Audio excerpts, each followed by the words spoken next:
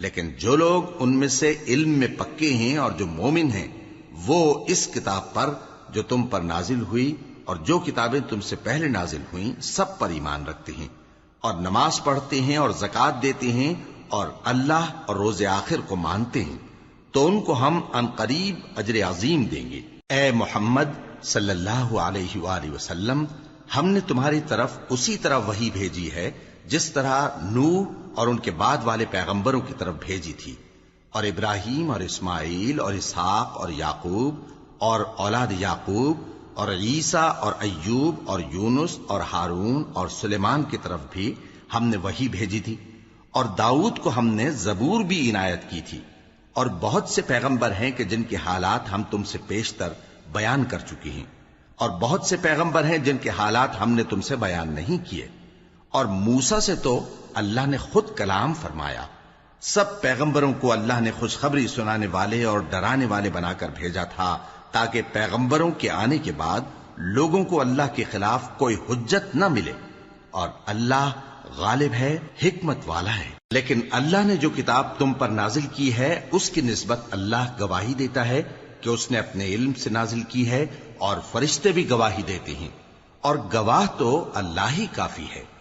جن لوگوں نے کفر کیا اور لوگوں کو اللہ کے رستے سے روکا وہ رستے سے بھٹک کر دور جا پڑے۔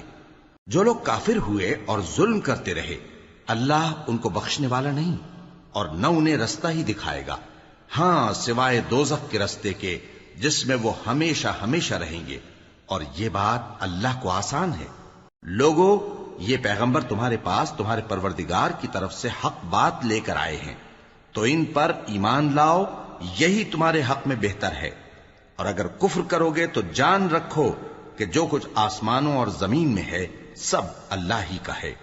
اور اللہ سب کچھ جاننے والا ہے، حکمت والا ہے۔ اے اہل کتاب، اپنے دین کی بات میں حد سے نہ بڑھو، اور اللہ کے بارے میں حق کے سوا کچھ نہ کہو۔ مسیح یعنی مریم کے بیٹے عیسیٰ بس اللہ کے رسول ہی تھے، اور اس کا خاص حکم تھے جو اس نے مریم کی طرف بھیجا تھا، اور اس کی طرف سے ایک روح تھے، تو اللہ اور اس کے رسولوں پر ایمان لاؤ، اور یہ نہ کہو کہ خدا تین ہیں۔ اس اعتقاد سے باز آؤ کہ ایسا کرنا تمہارے حق میں بہتر ہے۔